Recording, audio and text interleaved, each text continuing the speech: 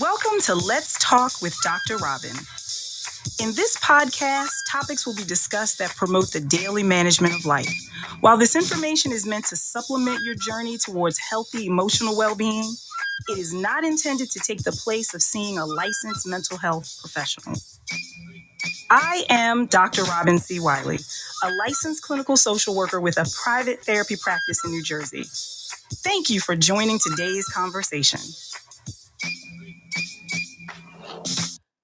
Good morning, everybody. This is Dr. Robin Wiley, and welcome to Let's Talk with Dr. Robin. Hey, Bryce. Hey, what's going on? We've already had a pretty eventful morning, Yes. Powwowing and all that. Yes. So Good to catch up with you, though. It's always good to catch up. Always But a I said we pleasure. finally got to get to we were here to do a show. So I think we've done we had to do some business stuff first, but I think we've also done about 3 shows within that business stuff. Right. So, we've made it through. I feel like we made it through one of the major holidays, right? We started the holiday season correct. we made it through Thanksgiving, and I hate to say it like that, like we made it through. But the holidays can survived it, though. the holidays can be a time of a little bit of stress. Yes. Whatever that stress is related to, just trying to prepare and that kind of thing. And now we're into December, so now we are full steam ahead. Full steam ahead, that's right. Yeah, I feel like this year has gone pretty fast to me. I just talked to somebody the other day and they were saying they didn't feel like they feel like the year has gone really slow, but I feel like it's going fast. But I hope everybody has had a pleasant holiday. In whatever you decided to do, because I know we talked about, coping strategies related to how to deal with the holidays, because we know that the holidays, like I said, bring on a lot of stress. Right. Holidays are not always seen as pleasant for everybody. So that brought me to today's topic, which is a word that I have been using a lot recently. And so the topic for today, our title of our show today is The Art of Being Unbothered. Love the title. Thank you. So this is today's topic, or shall I say, this is the word of the day, the word of the month, rest of the year, and next year is unbothered. Unbothered is to me, and I was trying to think where. I feel like I saw it somewhere, maybe in social media or maybe on a show or something like that somebody was saying unbothered. And I just I really like that word and what it can mean. Because I feel like it's such a powerful word. It is. That it deserves to be said numerous times. I agree. So I think we should do it. We should I'm unbothered. Unbothered. Yes. Because you can say it in different ways and it will really give it's almost it will like give out the meaning. The meaning is there. You know what? It's like it gives off a vibe of peace. Yeah, it's empowering. It's an empowering word. It is. Unbothered. It is unbothered. So I want us to talk about it, what unbothered. Well, I want us to talk about what unbothered means because, like I said, the art of being unbothered. And I think it is a skill. It is a skill that is worthy of developing. Sure. Because it will help us in the long run, in the immediate and in the long run. I think, but it's also something we have to practice, being unbothered. Right. So let me first say what it doesn't mean. Okay. What it doesn't mean is that it doesn't mean that you're not feeling things. It doesn't mean that you're not acknowledging stuff that's going on, or if there are issues or things you need to handle. It doesn't mean that. It doesn't. I feel like, we don't always have to react or respond to everything that's happening to us. We don't. Right. Sometimes the best response is no response. No response. So the art of being unbothered is really about not allowing those external things to sort of take you off your trajectory, to take you off your stand, as people might say. So you're not allowing things that are going on around you to impact you so much that you can't function at your best. Right. Or you're not allowing it to create chaos in your mind or in your life. Right. And you're sort of, operating in this space of I'm unbothered. So that means that I'm not going to allow it to take away whatever it is I want for myself, whether I'm saying, okay, today is going to be a good day for me, or today is going to be a peaceful day.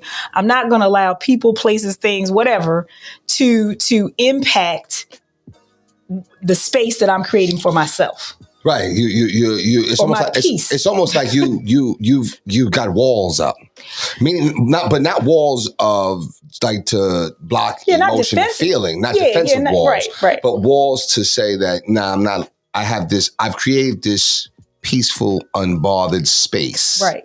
And I'm determining what I'm going to let penetrate those walls and what will not penetrate those walls. Absolutely. So, right, it's a permeable wall, but what happens is that I'm allowing, like, okay, if you're bringing good energy, or if we're talking about something that I feel like talking about, then okay, you can come on through. If not, you gotta stay on your side. Right, you gotta stay. You gotta stay where you are. You gotta stay in quarantine. Right. You got to stay in quarantine. And so I think, the idea of being unbothered is so important around this time of year, because if you realize, we're out, people the areas are more crowded. Right. Highway is more crowded, people driving crazy, parking lots are, people are cutting people off, because even though people are happy about the holiday season, people also feel rushed. People also are stressed. Oh yeah. True. And so all of that stuff, comes out in the mix, comes out in our interaction. And so one of the things about being unbothered is we also are recognizing that a lot of times the things that people do in their day-to-day actions has nothing to do with us. Right. It might be directed at us. So it's like somebody throwing a ball to you and you decide not to catch it. Right. And so, because the idea is, so that's sometimes, so that's being unbothered. Right. It's like you out here, because you think about it, I mean, I feel for people who work in customer service around this time of year. Goodness. My goodness. Yeah, because, because we all know everybody's not ready. I like to say everybody's not ready for Gen Pop. That's right. Everybody's not ready to go out and mingle with other people. That's right. So you got people that are out here shopping, people that are out here that are already frustrated with whatever might be going on in their life or whatever. Right.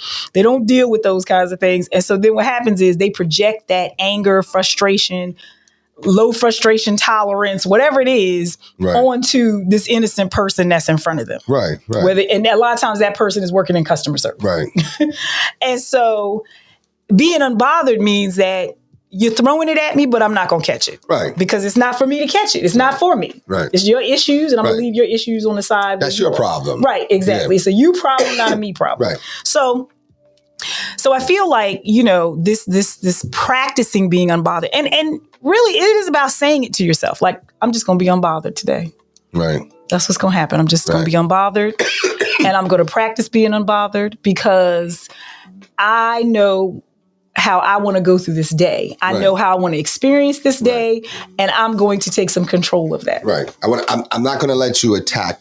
I'm not going to let your energy take over my energy. Right. And I tell you, I love the word unbothered. I know, it just flows. Yeah. It's such a good flowing word. Unbothered. And anyone who has talked to me in the past week or two, I've been saying, because I keep saying it to myself, because it's to remind myself of what I'm doing. That's right. Like, I'm going to be unbothered. Right. I'm unbothered. Right. I'm unbothered by this, so I'm unbothered by it. I'm unbothered. I'm unbothered. Just because it stands on its own. It does. It does. And it's almost like a way of reminding yourself to maintain focus on the things that matter. Right. On the things that matter. Right. The things that are important to us, the things that we're prioritizing. Right. And that can be, it's very easy to get pushed away from that or off of that. Yeah, absolutely. Or distracted from that, exactly, by all this other stuff that's going on. True indeed. You know what I mean? And that could be, it could be people that are in your immediate circle.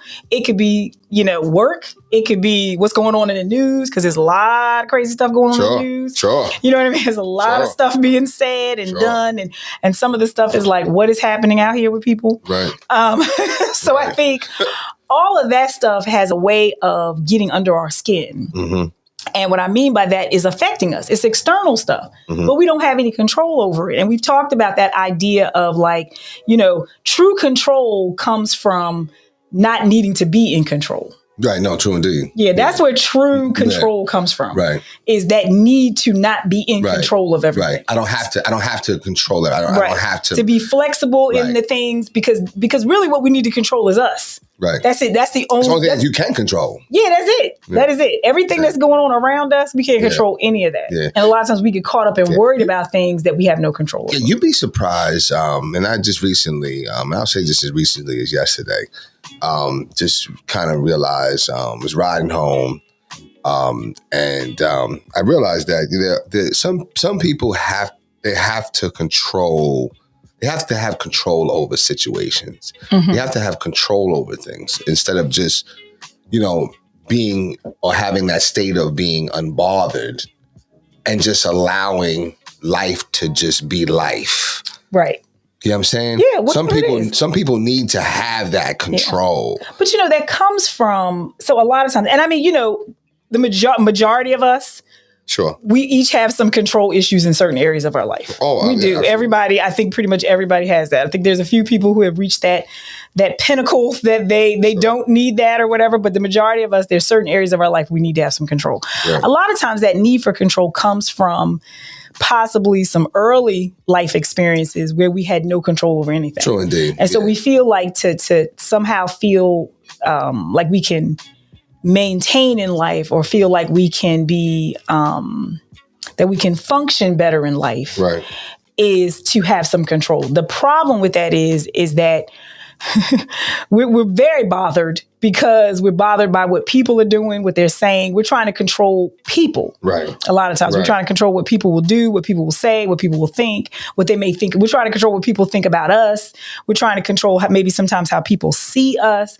Right. And so that just brings on unnecessary stress, extreme stress, really, anxiety, worry, all of that, some feelings of regret, remorse, because it's an impossible task. We're not able to do that. You're not able to control, think about the relationships in our lives. Right. Like think about your relationships with your children, your relationships with maybe your partner. Can you control them? No, not at all. No, you cannot. And a perfect example of that is if anybody has toddlers in their life. Mm. Like if you have a toddler, right. Under the 5 and under. That's right. And there's something that you want to do. Mm-hmm. And they're along with you. Right. And this is how you planned it. You got everything planned out. And lo and behold, it's not going to work out that way. No. Because a toddler is a perfect example of showing you have no control over what's going to happen. Because they're unpredictable. Yeah, they're unpredictable. Yes, they're unpredictable. Yesterday evening, my great nephew, who's 4, mm-hmm. who's awesome kid, sure. just awesome, comes over to visit. It was great. You know what I mean? Right. I'm thinking, all right, you know what? Like 9:30, 10. Everybody's here. We going to bed. This is good. I got an early morning, whatever. Right. No, we're watching. It's like 11 o'clock. We're watching a SpongeBob movie. Okay, see? He is wide awake. Wow. I was like, aren't you tired? Aren't you sleepy? Right. No. His chair was like, no. No.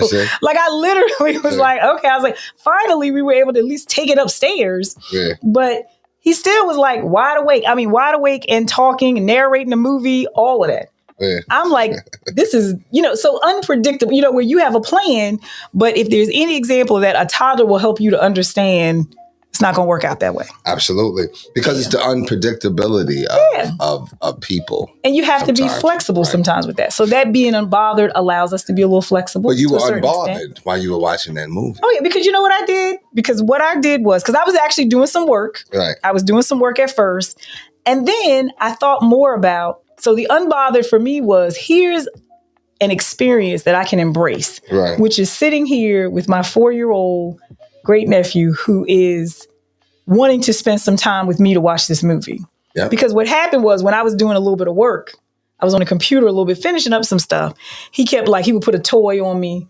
Okay. Or he would because he was laying down. Do something to get your attention. Yeah, he was doing stuff to get my attention. Right. So that to me, it immediately clicked and I came right back into the moment. And I was like, you know what? Let me chill. I shut down everything. And I was like, let me sit here. And actually, it was actually a really good moment of just sort of connection. Disconnecting from the tech and all of that. Right. But connecting with him. Yeah, absolutely. And the SpongeBob movie we were watching was hilarious. Yeah. I was like, you miss how funny SpongeBob. I was like, SpongeBob is actually quite funny. Actually, I believe so. Yeah, I was laughing. He and I both were laughing to the point where one time I was laughing and he looked at me and he was like, I guess he was just like, I don't know if it was that funny, Yeah. because he definitely has the sarcasm that runs within our family. Sure. But he was looking at me like, I don't know if it was that funny, but okay. Right. But you going a little bit of a lot, right. but I just wanted to enjoy that time because one, he won't always be 4. Right. You know what I mean? Right. Next week he'll be like 14. Right. But you were unbothered. Time goes that fast. But you were unbothered by the shifting. Yeah, exactly. I was right. I didn't push against it. Right. So being unbothered allows you to, being unbothered works in various ways. So I think it allows us to protect our peace, but it also allows us to have that flexibility where I'm not going to because he wanted to do something different than what I may have had planned. Right. I'm going to flow with him because one, that seemed a better plan at the moment. Sure.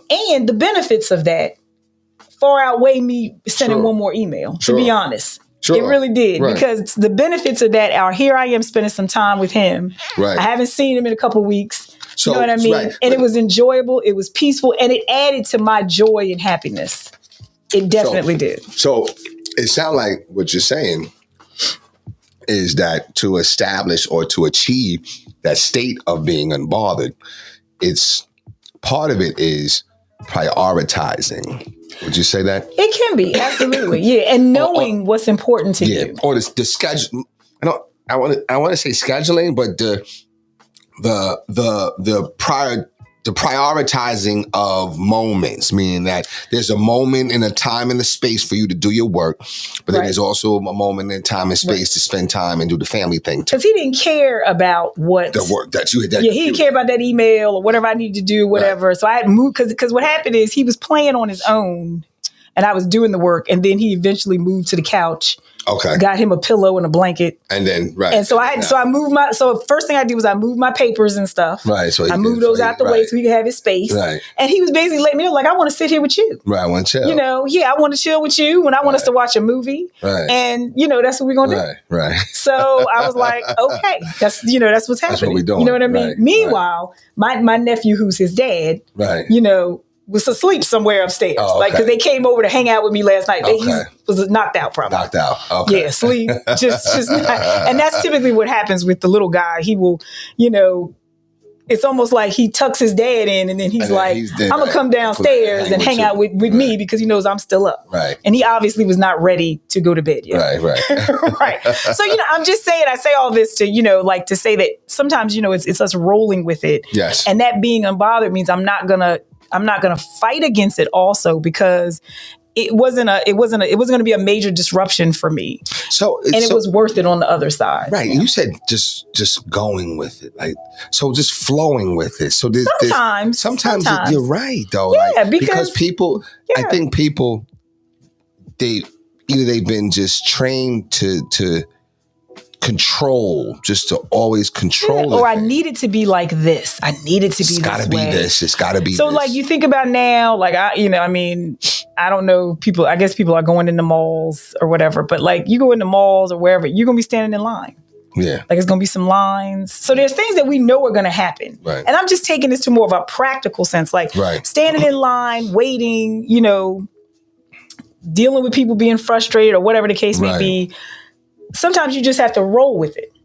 Just because at the end... Because that's what it is. The end result is what you really want. Right. But there's obstacles in getting to that. There can be. There can be. And you need to have an unbothered perspective. Yeah, an unbothered perspective, right? It's like, because I'm not going to allow this to just ruin my day or take me off my trajectory or make it chaotic in my mind. I'm not going to go through all that because it just doesn't make any This is what I want. This is what I'm hoping to achieve. Right. Then you have to know that, there's a flow. Right. To everything. And sometimes, so like just now, we had a different things did not work out the way we wanted to this morning. We came in here, we were ready, but then we got on some conversation. But that conversation was needed. Right, absolutely. Because we walking away with some different ideas. Absolutely. We're walking away with some we feel a little more empowered. I know I do. Yeah, exactly. Me too. Some things we need to talk about. Sure. And granted, it's just because, for those of you, like Bryce and I are colleagues also. So the thing is, there's things that even though, I mean, I have a lot of experience, but I'm somebody who I can always learn from somebody else. Sure, absolutely. And so Bryce gave me some insight on some things that I'm like, oh, you know what? Yeah. So that conversation took us off of our trajectory a little bit. Right. But the unbothered part is, but that was necessary. So it needed to happen. Everything happens for a reason. It happens for a reason. Right. So that being unbothered allows us to still maintain our peace. Yes. And not be overly affected or impacted by those external things that are most likely outside of our control anyway. You know, so many people are bothered. Yeah, they're always bothered. Yeah, they are They're constantly bothered. They are constantly bothered. Bothered. And I think what I'm trying to say to our audience is being unbothered can actually allow you to create peace and maintain some peace. Oh, absolutely. And peace is usually important to most people. And peace comes from within. Yeah, peace does come from within. And that's the whole part of being unbothered. It's the within part. Right. So it means so in other words, if I have to have like some difficult conversations with people, or if I have to hold people accountable, or I have to say some things, then I'm going to be unbothered in a sense. Not that I don't care about how people feel, because again, this is not about not acknowledging feelings or having feelings. It's not about that. But it is about the fact that conversation needs to happen. There's a purpose behind it. Bottom line. Right. So the unbothered part is that I'm not going to overthink it. I'm not going to get caught up in that. I'm going to say what I need to say. And then we're going to go from there. Right. And then I'm going to move on to the next thing because I have to. Right. You know what I mean? Right. So that unbothered piece allows me to not allow it to consume me to the point where I'm like, oh, I've got to do this. All right. Yeah. So that thing we just need to embrace that concept. I think that's a good concept to embrace. I think it's a way to, you know, whether it's starting now during this holiday season, whether you're taking it, and I think taking it into the new year, that idea of being unbothered. Being unbothered. And you know what, like I said, it's a mindset.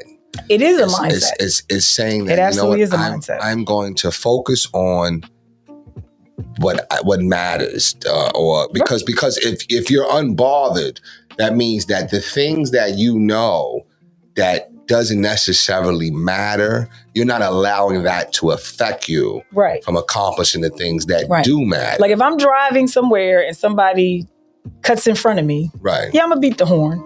Sure. I might even say a curse word. Sure. However, I'm not going to take that one situation and allow that to dictate how the rest of my day is going to be. Right. I'm going to be unbothered. And I'm going to be unbothered by that too. Because I'm going to be like, because in my mind, I probably will get to the point where I'm also going to say, I guess they're in a hurry to get somewhere, especially to that light that's now red.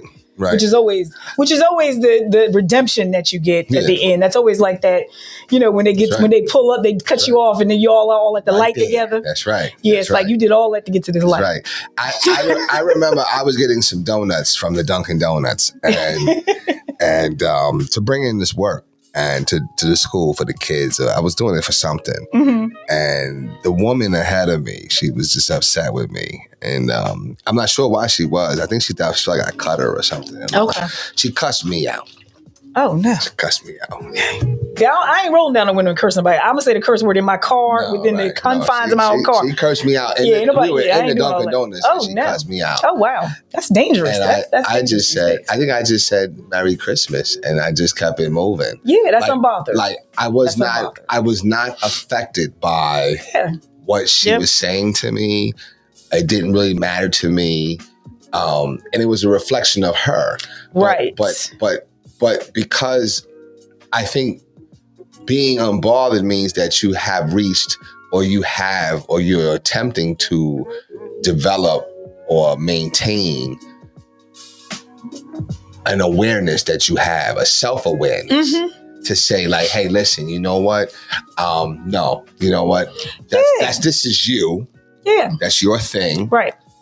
Nothing to do with me. Obviously, you having a bad day. You're having a bad day. Right. Merry Christmas. But I would say, Merry Christmas. And the other thing I would say, but I would also say to those people that want to do that want to engage in that kind of behavior, that's very dangerous. Very dangerous. That's very dangerous these days. Dangerous. Because I get it. We all have a voice. We all get frustrated. And we get frustrated. However, you got to channel that a little differently. Yes. And the thing is, you're still going to be able to get your donuts. Yes. I don't think they're going to run out of donuts. It's all good. You're still going to be able to get them. It's all good. And the thing is that, but here's the thing: if you cursing somebody out and they might have a weapon on them or something like that, or that person that you cursing out is on the edge Right. of they on their emotional edge, Right. then you might not make it out of that donut Right. situation. Right. So you got to think about that. And I think, sometimes, and so I think Unbothered also allows us to slow down enough Sure. to think about the reactions that we will have. And like I said, sometimes like your response countered her response. Yes. You didn't meet her where she was at. I didn't match her energy. Yeah, you didn't match her energy. You didn't go back and forth with her, cursing out, whatever. You were just basically like, Merry Christmas. Because at that situation, it's like, what? Like, because sometimes you have to think about what, and you think the things that we experience, what happens to us, our response to it is based on our perception of what we feel has happened to us. So that isn't always grounded in reality either. That is true. A lot of times that comes from our past experiences, past trauma, all of that. Yeah. So and that doesn't give us an excuse though. That's not an excuse for us to respond the way we do. Right. But that can be a factor, but we have to be aware of that because I think being can bring on more problems. Yeah, self-aware. I think they go hand in hand. Being self-aware allows you to become unbothered by somebody else's actions or whatever. Right. You know what I'm saying? Like so many people, right? I truly, at least I think I don't. I don't have if I'm wrong, like some people say, oh, you're going to get in trouble if you do this. I'm going to get in trouble. I'm scared. I'm getting in trouble. And my thinking is, particularly when I'm working a job, is that, okay, well, we all make mistakes. Like, I mean, I'm not a child. Yeah, you're not going to get, spanked. Yeah, you're not going to get put in the corner punished. or whatever. I made a mistake. Right. I'm going to work hard so that it doesn't happen again. Yeah. And that is, to me, is being unbothered. Yeah, that is being unbothered. Like, hey, listen, you know what? I made a mistake. I'm self-aware. I'm not, I'm human. Okay. Right. So, I mean, you could feel like, oh, I'm the worst person in the world. That's fine. But I don't have a problem saying, my bad, I'm sorry. Right. Exactly. To me, when you're unbothered or you reach that state of self-awareness, you can say, okay, listen, if you felt like I did something to you, I don't think I did.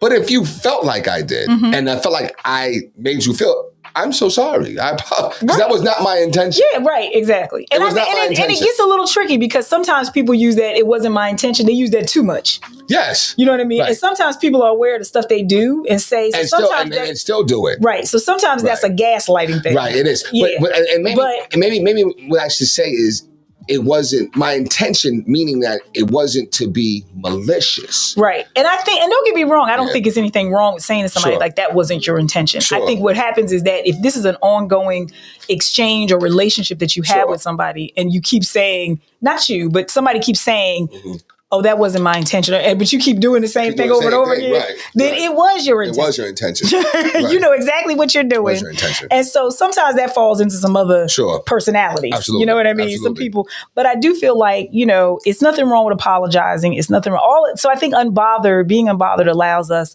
it creates some self-awareness. You know who you are. Yeah, you know who you are. But you also realize that what your priorities are and what you're trying to preserve for yourself. And what we have to realize is no one's going to preserve our peace. No one's going to create joy for us. We do have to do that for ourselves. And that does come from within.